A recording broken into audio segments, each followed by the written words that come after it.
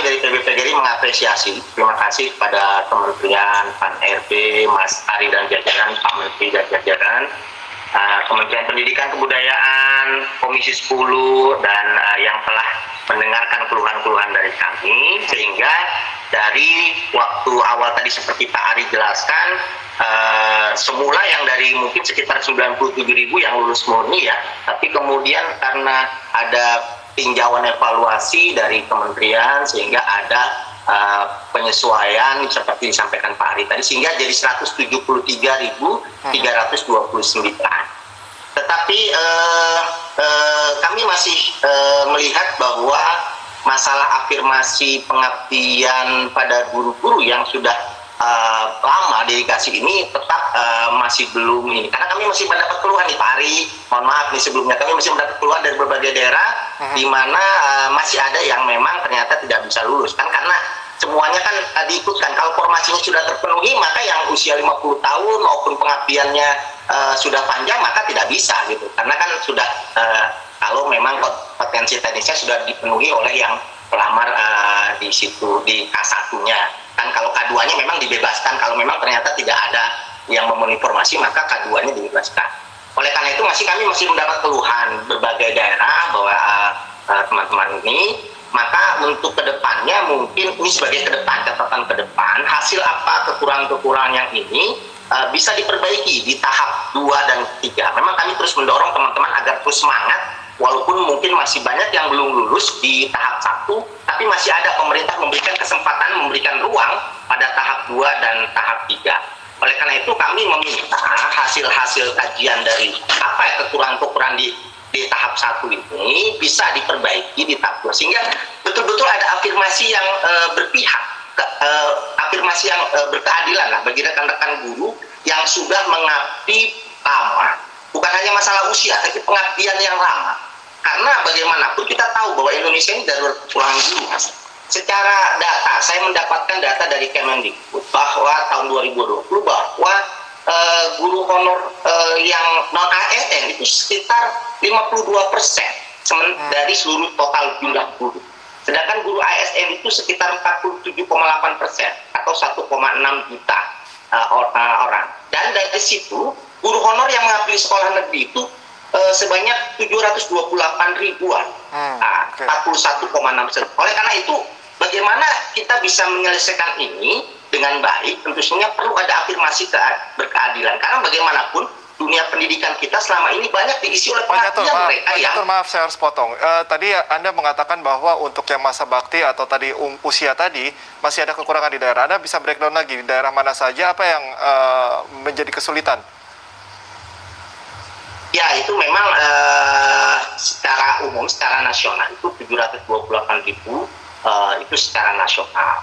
Okay. Dan memang dari program pemerintah sebanyak 1 juta guru ini, mungkin Mas Ari nanti bisa menjelaskan, ternyata formasi yang diusulkan dari daerah itu kan hanya sekitar 500 ribuan ya, kalau nggak salah Pak Ari, nanti mohon saya dikoreksi.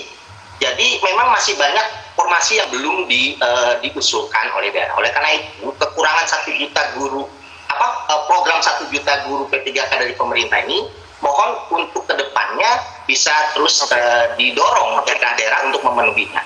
Selain itu begini Mas, yang perlu lagi diinformasikan bahwa pembukaan CPNS ini tidak ada untuk yang guru saat ini, sehingga fokus semua pada P3K. Jadi untuk kedepannya kami berharap bahwa pembukaan skema untuk guru itu ASN itu dibuka 2, jadi CPNS tetap ada untuk mengakomodir rekan-rekan dan P3K, karena P3K itu kan afirmasi awalnya adalah untuk mengakomodir rekan-rekan yang tidak bisa mengikuti CPNS karena usianya di atas 35 tahun.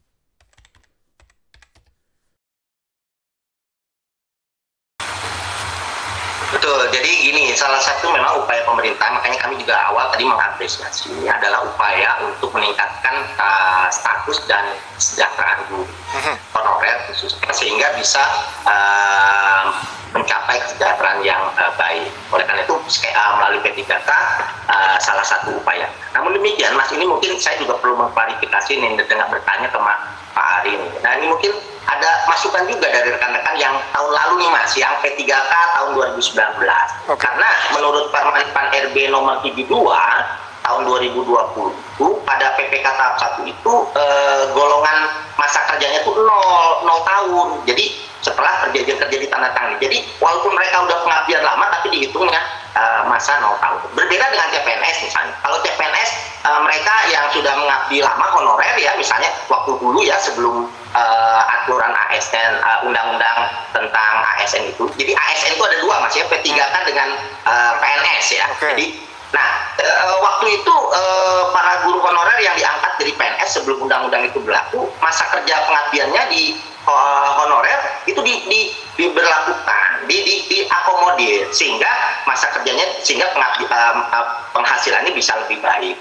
Jadi usulan, masukan ini kepada kebetulan pemerintah dalam hal ini ada Mas Ari, Pak Ari, dan tolong sampaikan pada Pak Menteri dan teman-teman bahwa mohon juga masa kerja mereka yang sudah P3K ini, yang sudah honor mengabdi lama juga dipertimbangkan tidak 0 tahun sehingga lebih meningkatkan status golongannya sehingga penghasilannya juga lebih baik. Jadi itu Mas, mungkin usulan kami. Sehingga kemudian yang kedua usulan kami adalah tadi skema ASN itu untuk kedepannya PNS juga dibuka, CPNS tetap dibuka sehingga rekan-rekan yang fresh graduate dan sebagainya itu bertanya di sana, sehingga rekan-rekan guru honorer yang sudah mengabdi lama karena nggak bisa karena usia tadi, karena usianya dibatasi kan, kalau PNS itu kan 35 tahun ke bawah ya, sehingga rekan-rekan yang honorer yang 35 tahun ke atas diakomodir melalui P3K, sehingga tidak seperti sekarang semuanya bisa semuanya P3K gitu, maupun yang fresh graduate, yang punya sertifikat pendidik dan sebagainya. Jadi itu Mas, mohon kedepannya pemerintah bisa mengevaluasi kembali lah tentang skema penerimaan guru.